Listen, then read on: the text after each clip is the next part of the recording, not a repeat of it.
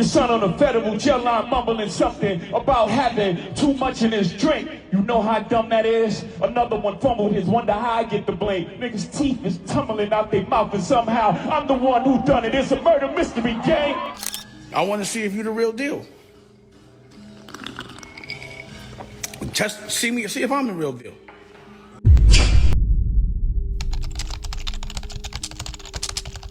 That's an old joke. That was corny. He said something that I was expecting something clever. Like they didn't tumble out, but if they did, that was 2 years ago. That's so 2 years ago. 50.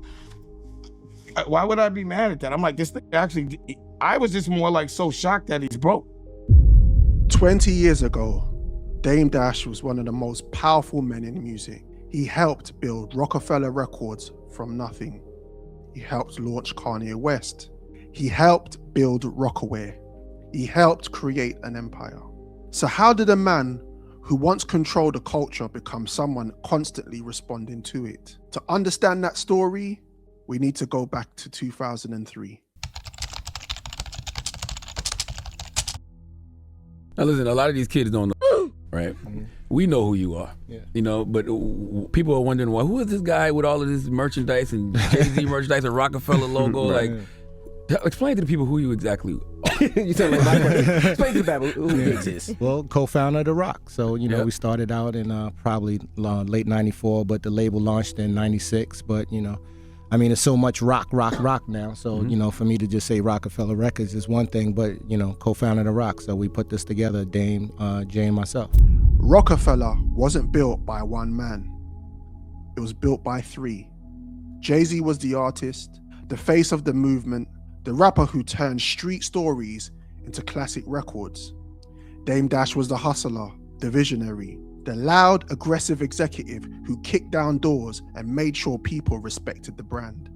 And then there was Kareem Biggs Burke, the business mind, the guy who worked behind the scenes, helping keep the machine running. Together, they didn't just create a record label, they built an empire. Roc-A-Fella became a cultural force, state property, Beanie Siegel, Memphis Bleek, Freeway, Cameron, a young Kanye West. Everywhere you looked, the rock was winning. The music was dominating. Rockaway was exploding. The artist was becoming stars.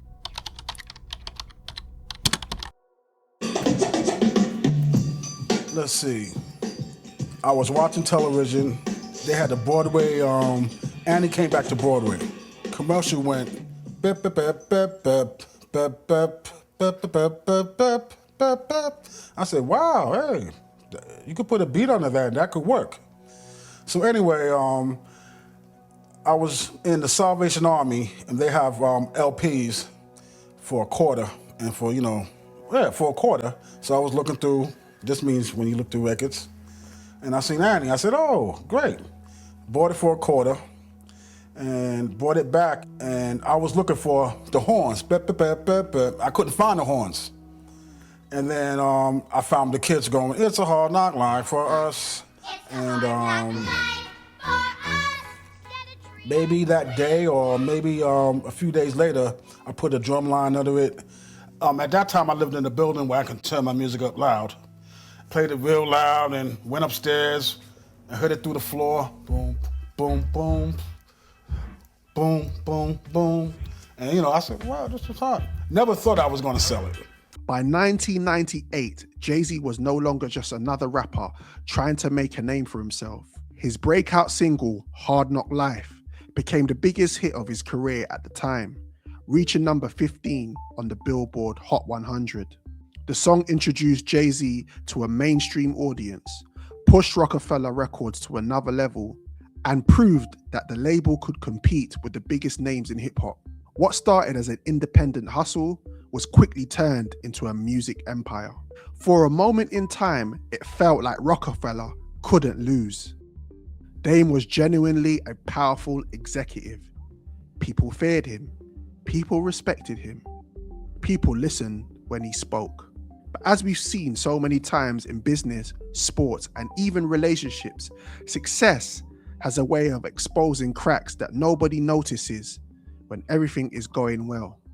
And behind the scenes, those cracks were already starting to form.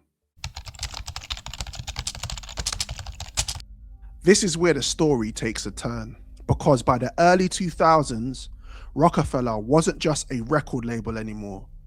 It was a powerhouse. The money was flowing, the artists were thriving, and the influence was undeniable. Behind the scenes, tensions were beginning to build. Over the years, multiple people connected to Roc-A-Fella have spoken about what became one of the most infamous moments in the label's history, the Def Jam office confrontation. Y'all should have called Damon Dash and said, you want the whole thing to hear it? Keep the door open. I don't give a Y'all should have called Damon Dash, make sure I was privy to it, and make sure I was CC'd or whatever. You don't send an email randomly at 10:30 at night or whatever it is at night, the day we all had a wake. It don't fly right. That shit is and on another level, it's not for y'all to put. Y'all do not control any of my artists. That's why I'm asking questions. Everybody's looking dumb in the face.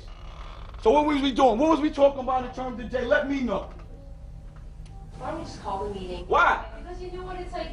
Why? Damon, no one. Why? Who cares? Why? We all here. Why now you want to call a meeting? At the time, Jay-Z was positioning himself for a major move. He was preparing to become president of Def Jam Records, a role that would take him from rapper to corporate executive. Dame Dash, however, reportedly had different ideas about the future. Questions about ownership, control, and power were becoming harder to ignore. As the pressure grew, so did the friction. Now, whether you agree with Dame or not isn't really the point. What makes the moment important is what it revealed. It showed how Dame approached conflict.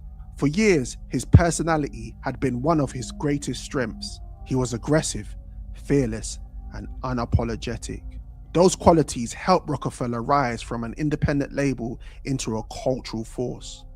But what happens when the traits that helped you win become the very things holding you back?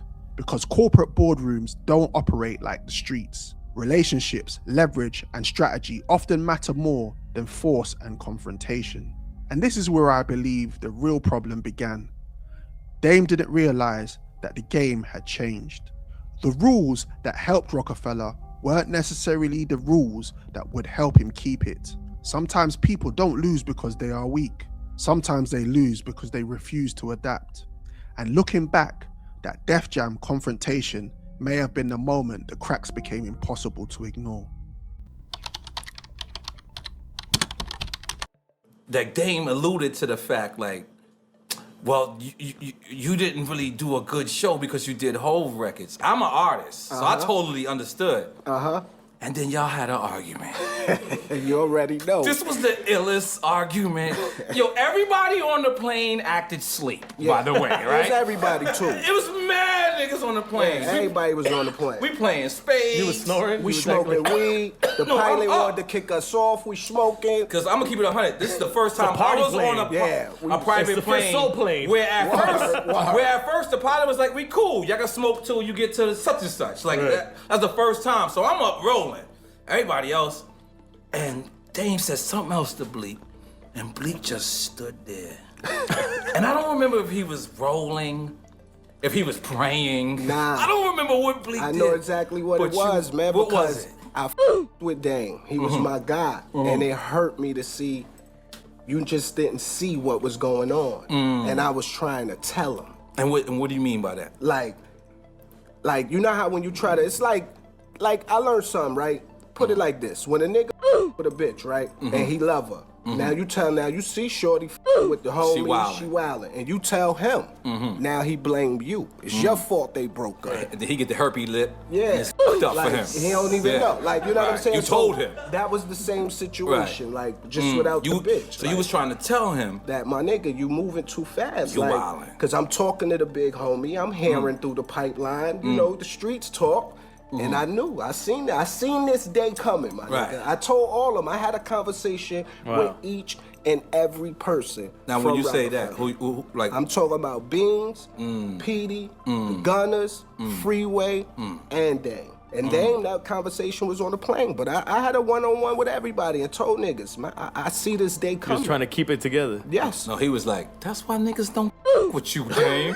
Yo, for me, That's what you heard? That's what he Yeah, said? I that's what got told more. him. I got more. I Like, had to tell him because like he was coming at me, and it's like, my nigga, I'm with you. I ain't remember even you supposed to be on this plane. that's exactly what My Bleek nigga, said. I'm not supposed to be on this plane. I with Hov in them. I could be Right. home on their plane, chilling. I Right. came because I with you. But then He you did trying say to that. come at me, He did and it's say like, that. my nigga, when it's over, niggas ain't gonna with you. Niggas don't with you now.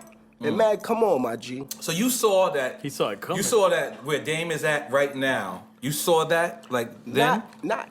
I don't want to say right now. Like I saw that. Like, yo, niggas gonna be in this situation, Right. Because he going through a lot of personal. But what I mean, Yeah. like, with the industry doors closed and the bridges burnt, I saw that. Because you talking to major power players. Remember, Right. we was around. He flipped on Randy Acker. Randy Acker's here somewhere. Shout out Randy. Yeah, shout out Acker, Randy you know what I Acker. mean? He's my man. Let's make some noise for Randy You Acker. already know. Gotta keep Jewish people around. Gotta keep Jewish people around. Like, you Yes. know what I mean? Like, look at all the power players that was around. Leo, Kevin Lyles, Steve Stout. Like, everybody, them people are the people that's making it happen. Steve Right. Bartleson, like, they Right. pushing the Steve Bartles, buttons. You know what I mean? Like, they making it happen. And you seen him flip on Steve Bartles as well. Seen everything, my G. Wow. I've been around, man. Wow. I get a napkin, somebody? Sweating like a slave over I've here. been around, my Yeah. G, real talk. And that's where we arrive at the first major lesson in this story. Most powerful people don't fail because they lack information. They don't fail because they are incapable. And they certainly don't fail because nobody warned them. More often than not, they fail because they stopped listening. Success is a way of changing how people hear criticism. The bigger you become, the easier it is to believe that your instincts are always right, that your judgment is superior, that people around you simply don't understand your vision. Eventually, advice starts sounding like disrespect. Warnings start sounding like doubt. And everyone who challenges you becomes the enemy. That's a dangerous place for anyone to be. Because the moment you believe you already know everything, you've stopped learning. And the moment you stop learning, you've already started falling behind. I don't know you spoke on it before, but where did this come from? And what is the status of it? Well, if you see people like me and Dane, we'd be together every day. Because our drive was for Roc-A-Fella. You know what I'm saying? So we ain't have anything else to do. So we'd be together every day. Every day, our waking day, we was worried about doing something else to make Roc-A-Fella grow. In the beginning, we'd jump in the van, we'd go to Maryland, we'd go anywhere. You know what I'm saying? And now we got our focus is everywhere. Different things. There's Rock-A-Wear, there's state property, there's Armadale, there's so many different things, as well as things that we always want to do on our own, which is, when people see that, us drifting apart, we always been polar opposites, you know what I'm saying? But when people see us drifting apart or doing different things like that, it leads to like talking, and then that just grows and it grows. And but I mean, I'm the kid's, I'm his son's godfather. You know what I'm saying? That's my brother. Me and him, we work to this thing happen, and we both realize our dreams together. So we gonna always have that bond. This is where the story gets really interesting, and it might surprise some younger viewers. Because if you look back at what was happening around Roc-A-Fella in the early 2000s, it almost feels like Jay-Z and Dame were playing two completely different games. Dame was fighting for control. Jay was fighting for position.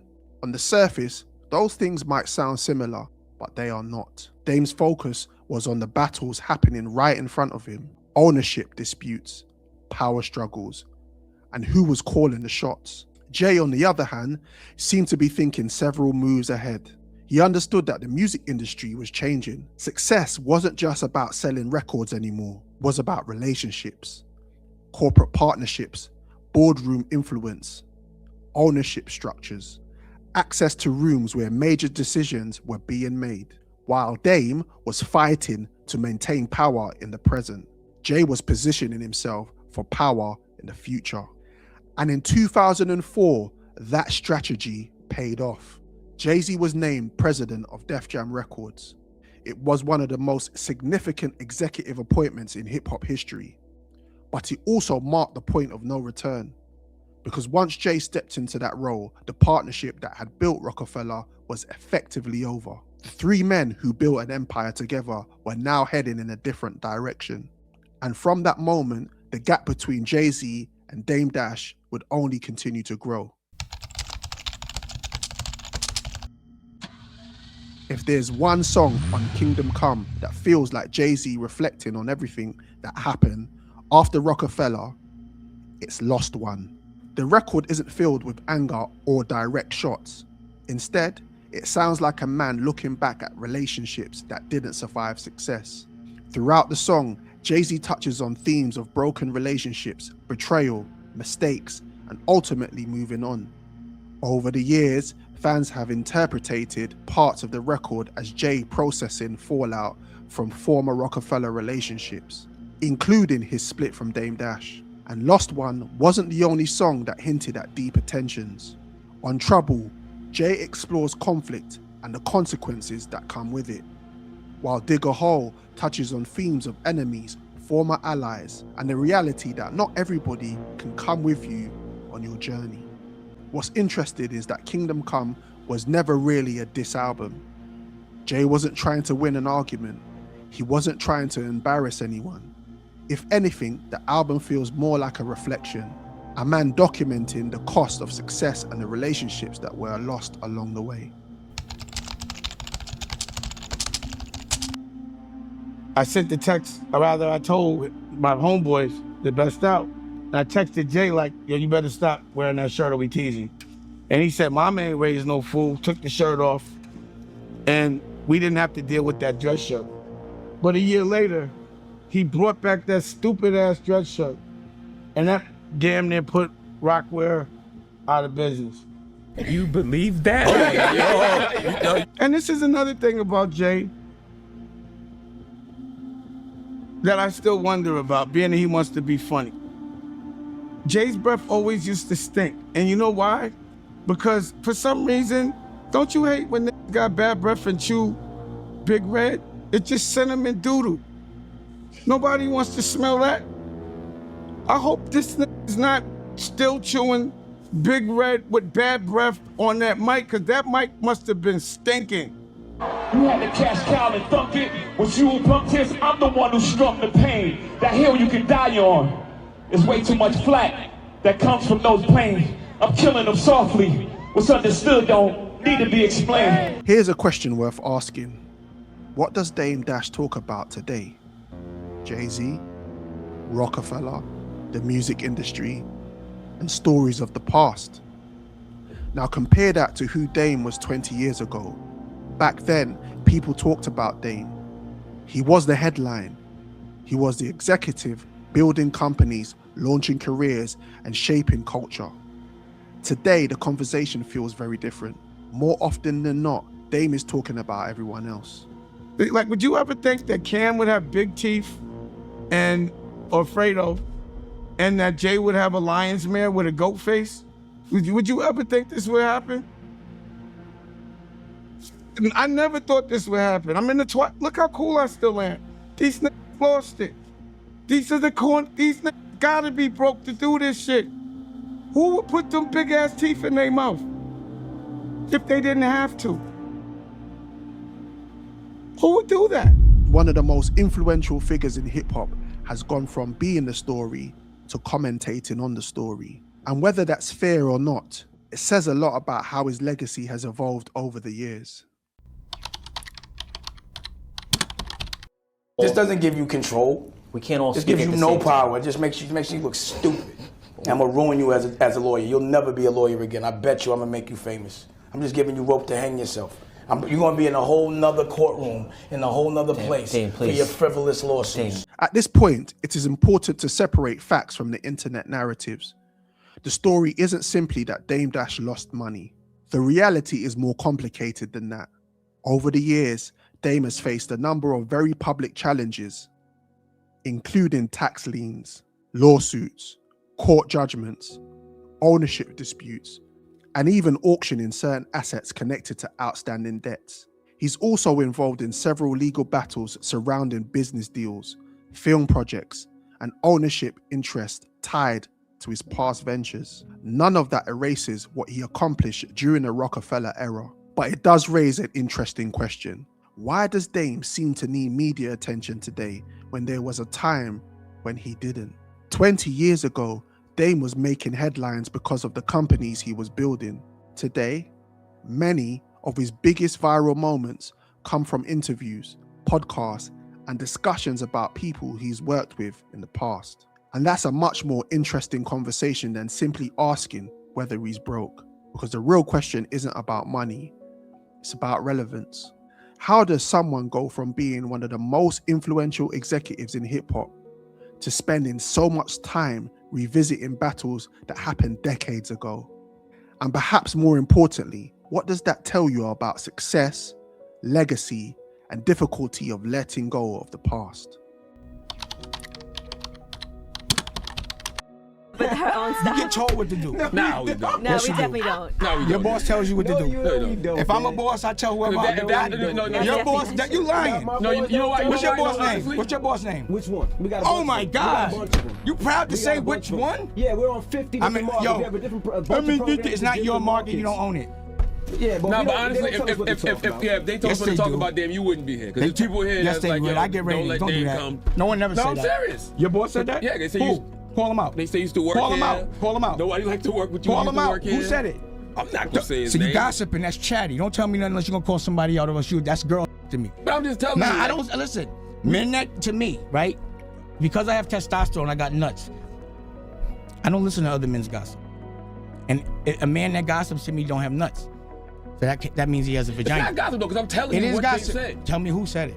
That's irrelevant. Nah, then you see where I'm from, you don't do that.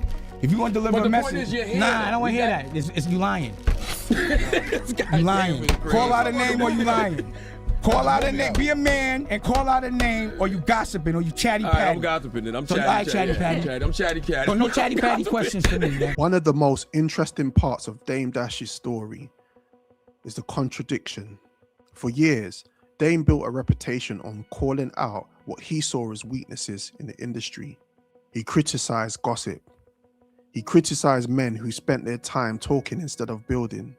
And he regularly challenged people who seemed more interested in conversation than creation. But fast forward to today, and many younger fans know Dame Dash for something very different. YouTube interviews, podcast appearances, blog headlines, viral social media clips. In fact, after Jay-Z's recent Roots Picnic freestyle, Dame responded publicly almost immediately, adding another chapter to a conversation that's been going on for more than 2 decades. Has Dame Dash become the exact person he used to criticize? The man who once preached building over talking now seems to spend a lot of time discussing old relationships, old conflicts, and old business disputes. Maybe that's fair. Maybe he feels like his side of the story still hasn't been heard. Or maybe it's evidence of something deeper. Just keep it jokes. But if we want to battle, anytime Jay wants to battle on the stage, I will personally destroy him. Anytime he wants to do a fashion line, I'll destroy him. Pause. Anytime he wants to make a movie, I will destroy him. Any television show or docuseries or book, I will destroy him. Pause. Like it's not even close. Sometimes the hardest thing for successful people to do isn't building something great. It's letting go of what they've already lost. Question to you, is Dame Dash defending his legacy or is he trapped in it? So, who actually was Dame Dash? For older fans, the answer is almost automatic. A co-founder of Roc-A-Fella, a driving force behind state property, a man behind Rockaware, a builder of culture when hip-hop was becoming an empire. For a newer generation, the image shifts. Viral interviews, clips of him arguing, constant references to Jay-Z, moments turned into memes. And that contrast tells the real story. Because this isn't about reputation changing with time. It's about what gets remembered and what gets repeated. Dame Dash wasn't just a part of the culture, he helped construct it. He was in rooms when independence in hip-hop wasn't just a slogan, but a risk. When ownership wasn't trending, it was a fight. But culture today moves differently. It doesn't always reward what you built. It rewards what can get clipped, shared, and replayed. And slowly, the builder becomes the broadcaster of his own past. Not because the legacy disappeared, but because the conversation moved on without it. So when we ask, who was Dame Dash? The answer depends on what version of history you were fed. The executive or the headline, the architect or the reaction. And maybe that's the real tragedy. Not that Dame Dash lost his position in the industry, but that one of hip-hop's most influential builders risked being remembered more for speaking about what he created than the creation itself.